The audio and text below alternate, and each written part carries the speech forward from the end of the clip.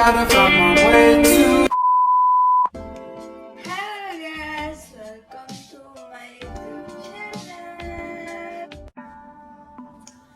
Oke guys, kembali lagi dengan saya Sugia Oktami.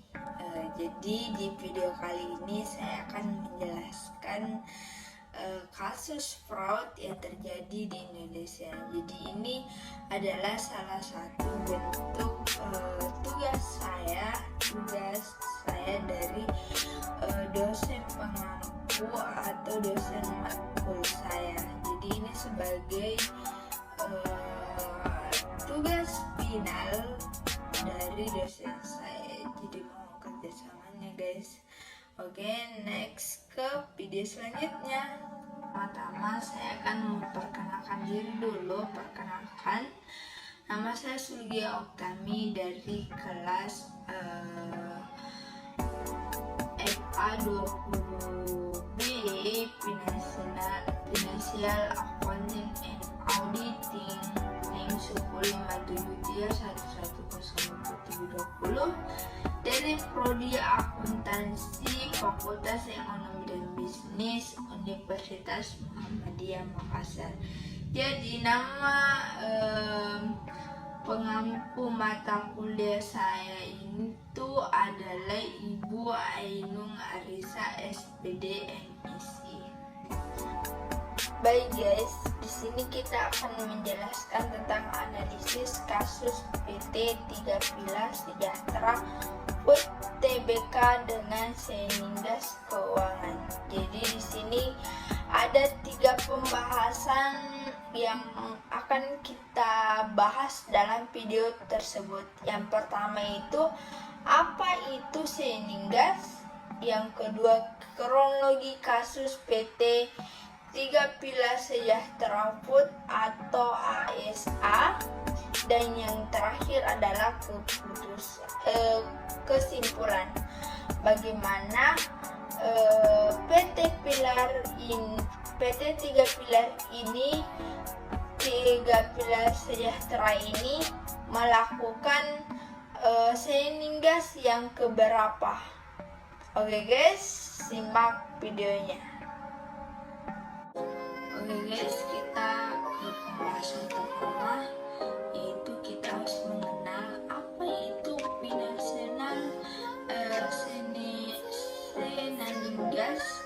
Jadi finansial Seningas itu merupakan suatu langkah yang digunakan pihak manajemen untuk menutupi kinerja kondisi keuangan atau kinerja keuangan yang ada pada perusahaan, dengan salah satu tujuannya menyamarkan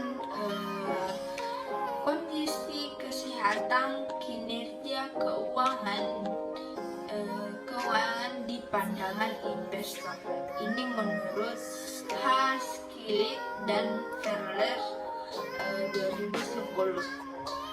Karena ini sendiri pada tahun 2020 bahwa kecurangan keuangan ini bukan hal atau fenomena yang baru, karena dia mengatakan bahwa negara Indonesia ini telah mencapai 43,1% yang menduduki peringkat kedua di Asia Tenggara setelah negara Vietnam yang sebesar 58,2%.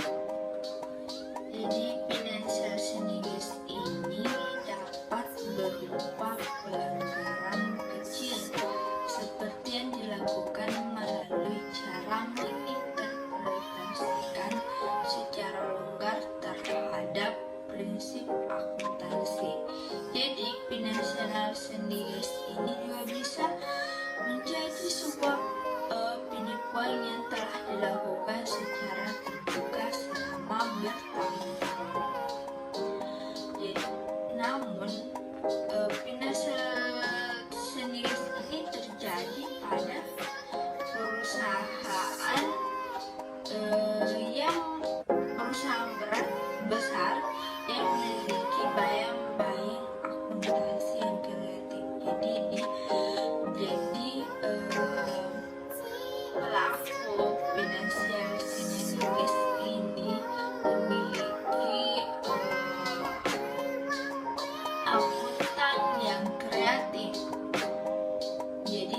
akuntan kreatif yang bisa melakukan finansial literacy ini, guys. Menurut Haskell dampak tahun 2010, kasus Seningas yang mungkin terjadi pada beberapa perusahaan seperti yang pertama, perusahaan yang memiliki lingkungan pengendalian lemah, yang kedua, perusahaan yang memiliki pertumbuhan cepat tetapi kecil, yang ketiga, perusahaan swasta, dan yang keempat, perusahaan publik yang baru. Kecermatan dan kepekaan sangat diperlukan dalam upaya pengendalian akunting gimmick, karena akan menimbulkan atau menjalankan tindakan analisis dalam keuangan, sehingga dapat mengetahui apakah mengalami finansial Seningas. CPRA telah mengidentifikasi terdapat 30 teknik akunting gimmick yang dikelompokkan ke dalam 7 kategori menurut Usmar pada tahun 2019. Yang pertama, pencatatan pendapatan terlalu cepat. Yang kedua, mengakui pendapatan fiktif. Yang ketiga, meningkatkan pendapatan menggunakan one time atau aktivitas berkelanjutan. Yang keempat, menggeser biaya saat ini ke periode selanjutnya. Dan yang kelima, menggunakan teknik ilahi untuk menyembunyikan pengeluaran atau kerugian. Keenam yaitu mengalihkan pendapatan saat ini ke periode yang akan datang. Dan yang terakhir yaitu mengalihkan beban masa depan ke periode sebelumnya. Baik, kita beralih ke materi selanjutnya, yaitu manipulasi laba Seningas. Yang pertama yaitu pencatatan pendapatan terlalu cepat. Jadi pencatatan pendapatan terlalu cepat ini terbagi menjadi 3. Yang pertama, pencatatan pendapatan tetap harus diselesaikan saat pelayanan. Yang harus diperhatikan adalah menjadi tuanggu di mana tidak dapat mengubah apa yang akan terjadi. Beberapa perusahaan akan mengalami pertumbuhan yang lambat, sementara yang lain menolak perlambatan pertumbuhan tersebut. Kemudian menyembunyikan masalah secara sementara dengan mengubah pengakuan pendapatan dan memperhatikan tunjukan hutan jangka panjang dan pendapatan. Ini menurut H.M. Skillit pada tahun 2010. Yang kedua yaitu mencatat pendapatan sebelum penerimaan ataupun sebelum penerima tanpa adanya syarat pelanggan. Risiko harus berpindah dari penjual ke pembeli sebelum pendapatan dapat dicatat. Terkadang perusahaan mencatat pendapatan sebelum produk dikirim atau sebelum diterima tanpa syarat oleh pelanggan. Pencatatan ini terbagi menjadi beberapa bagian, yaitu mencatat pendapatan sebelum pengiriman dengan menggunakan strategi percentage of completion atau POC, accounting and bill and hold accounting. Jadi mencatat pendapatan saat pengiriman, tetapi sebelum pelanggan menerima produk harus memperhatikan perubahan tanggal akhir kuartal dan praktik menandai dokumen. Dan yang ketiga adalah mencatat pendapatan walaupun pelanggan tidak diwajibkan membayar.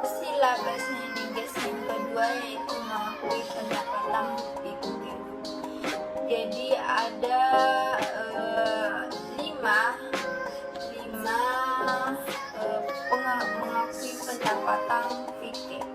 Kepala Seningas 2 ini memiliki 5 teknik yang mengakui pendapatan fiktif menurut Sakti pada tahun 2020, yaitu yang pertama, mencatat pendapatan yang kekurangan substansi ekonomi. Pada teknik ini perusahaan menjual produk ke pelanggan yang tidak berkewajiban untuk menyimpan dan membayar produk dalam transaksi di mana tidak ada substansi yang benar-benar ditransfer.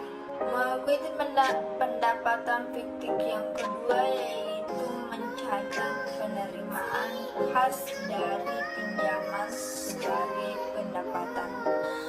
Kas yang diterima dari bank yang merupakan anak peminjam itu merupakan kewajiban perusahaan untuk dibayarkan kembali, dan penerimaan kas dari pelanggaran merupakan hak kita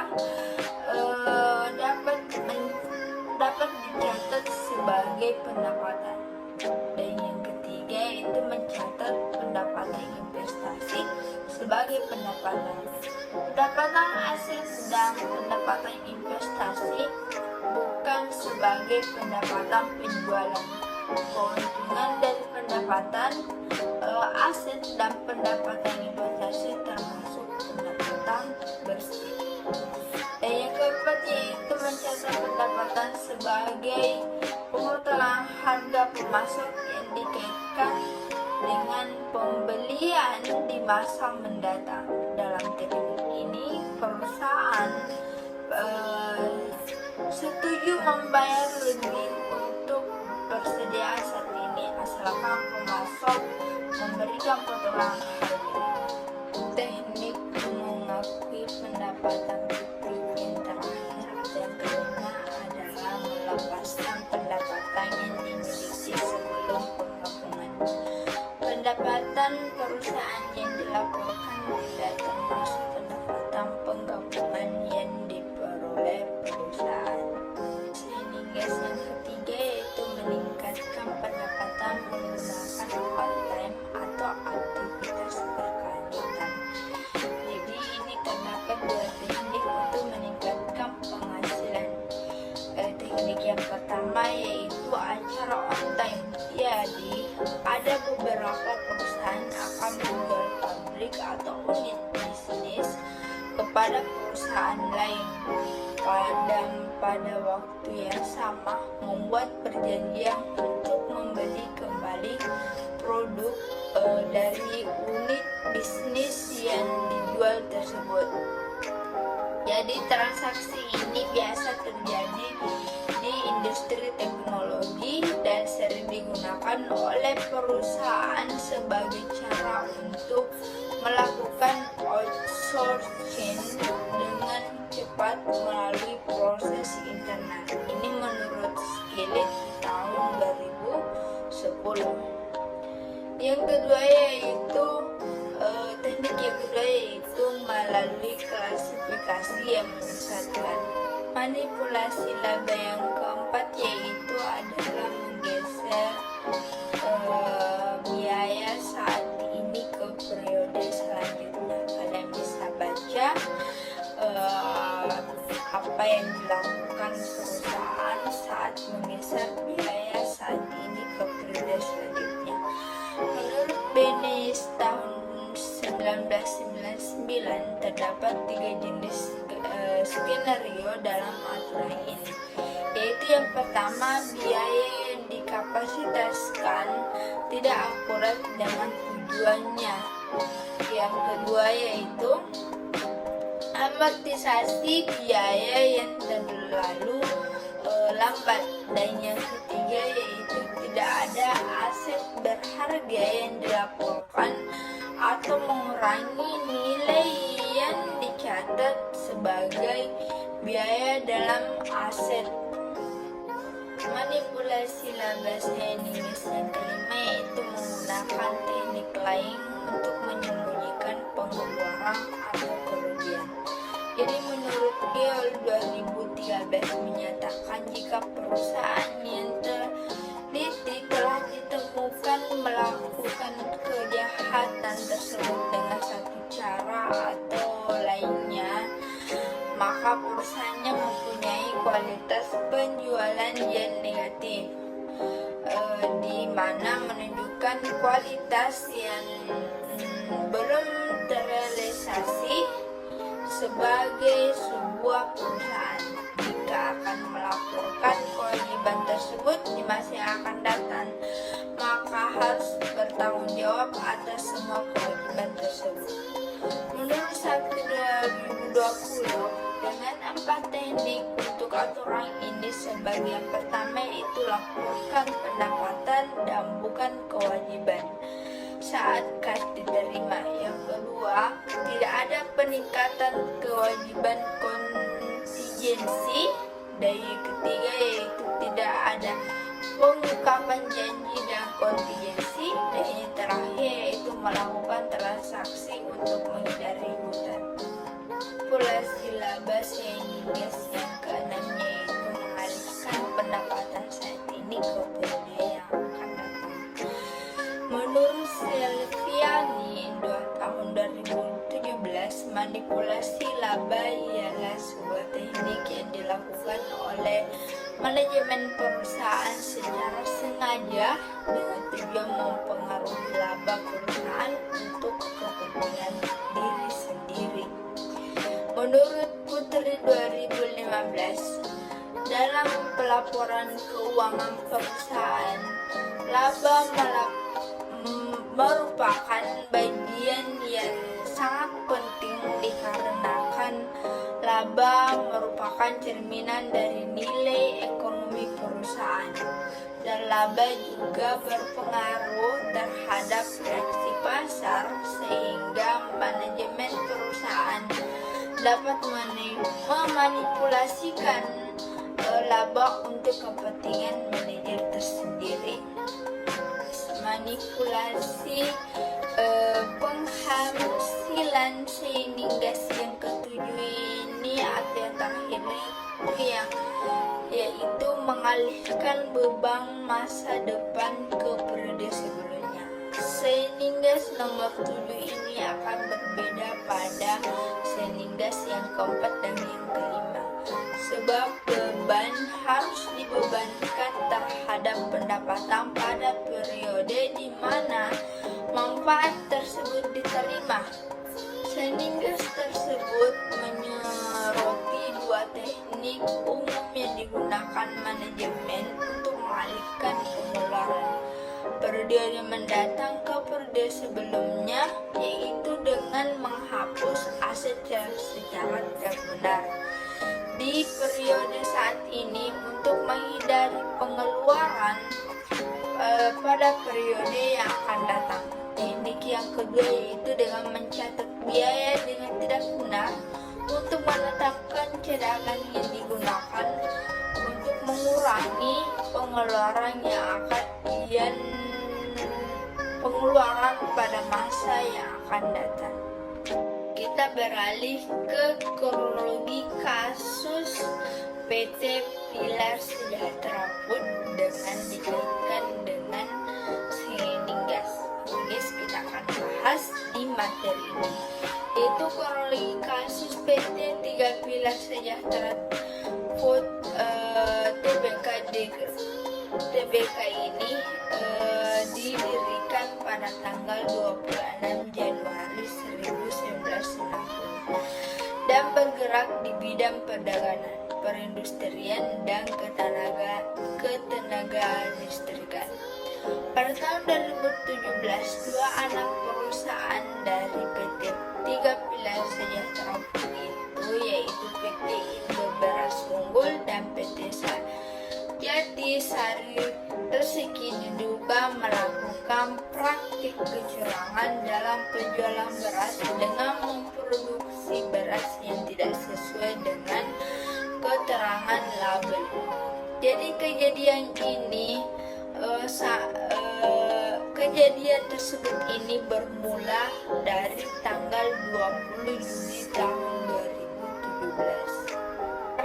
Dikarenakan kejadian ini, harga saham AISA turun di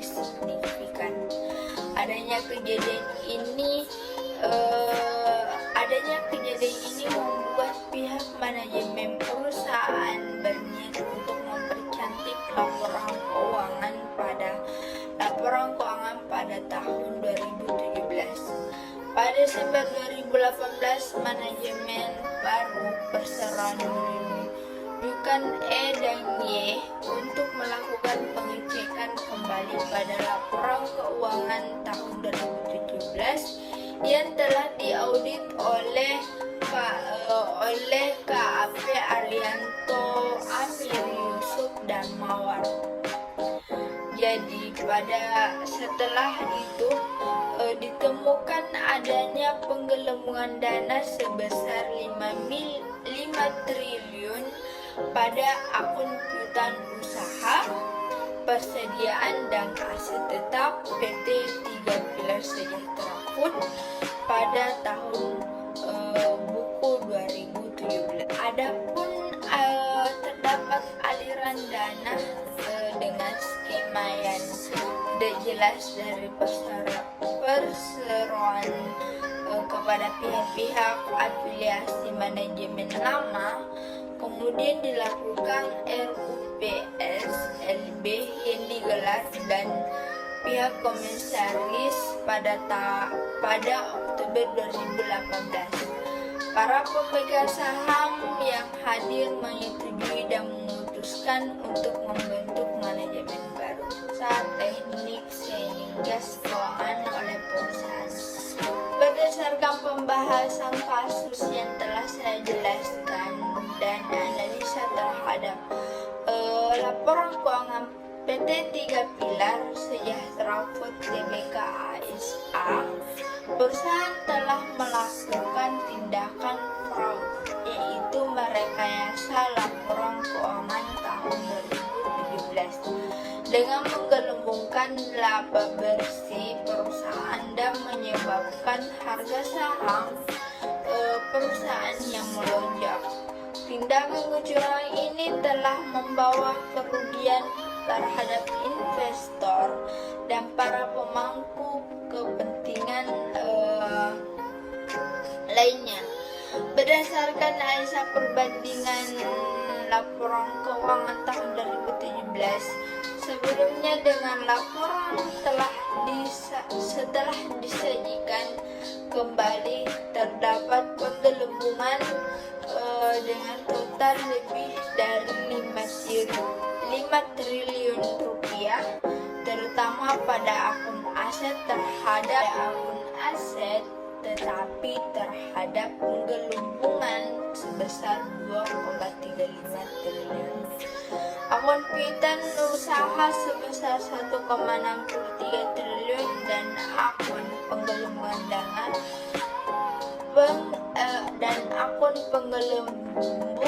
dana persediaan sebesar 1,31 triliun. Peningkatan piutang usaha tentu akan menyebabkan penggelembungan dana pada akun penjualan neto yang berselisih cukup besar sejumlah 2,97 triliun.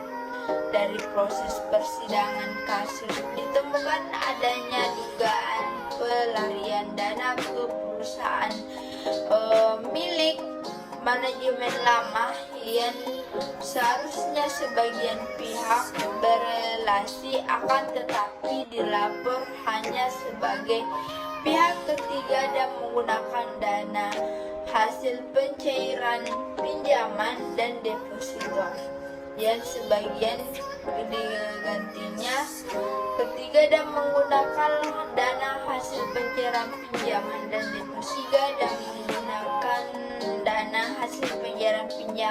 deposito yang sebagai gantinya direkayasa dengan meningkatkan angka piutang usaha sebagai hutang yang belum tertagih. Dengan ini dapat ditemukan bahwa AISA telah melakukan pelanggaran seningas keuangan kedua, yaitu mengakui adanya pendapatan fiktif sebagai pendapatan dengan mencatat penjualan yang tidak memiliki substansi ekonomi, di mana penjualan tersebut dari ekonomis tidak pernah terjadi transaksinya, sehingga tidak boleh diakui sebagai pendapatan perusahaan. Manajemen lama mencatat dana hasil pencairan pinjaman sebagai piutang usaha merupakan salah satu teknik saining gas keuangan kedua, yaitu mengakui kas diterima dalam transaksi pinjam sebagai pendapatan. Dalam kasus ini telah melanggar Undang-Undang Nomor 8 Tahun 1995 tentang pasar modal dan keputusan Bapepam Nomor KEP 412/BL/2009 tentang transaksi afiliasi dan benturan kepentingan transaksi tersebut. Pelanggaran saining gas keuangan.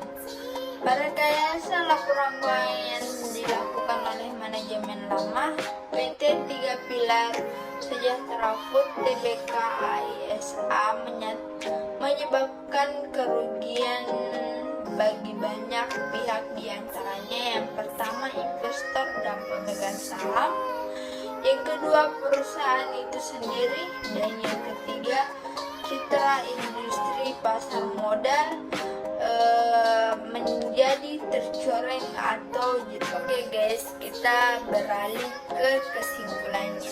Jadi saining gas keuangan itu merupakan tindakan yang dilakukan oleh manajemen untuk menyesatkan investor mengenai kinerja perusahaan. Berdasarkan pembahasan dan analisa kasus pada PT 3 Pilar Sejahtera Food atau AISA, ditemukan bahwa perusahaan telah melanggar saining gas kedua, yaitu mengakui adanya pendapatan fiktif sebagai pendapatan. Manajemen AISA melakukan rekayasa dengan menggelembungkan laba bersih pada laporan keuangan dengan mengakui pendapatan fiktif serta menggelembungkan akun aset dari yang sebenarnya dimiliki. Jadi perbuatan ini termasuk tindakan kecurangan atau fraud yang telah merugikan pihak lain. Direkomendasikan untuk para investor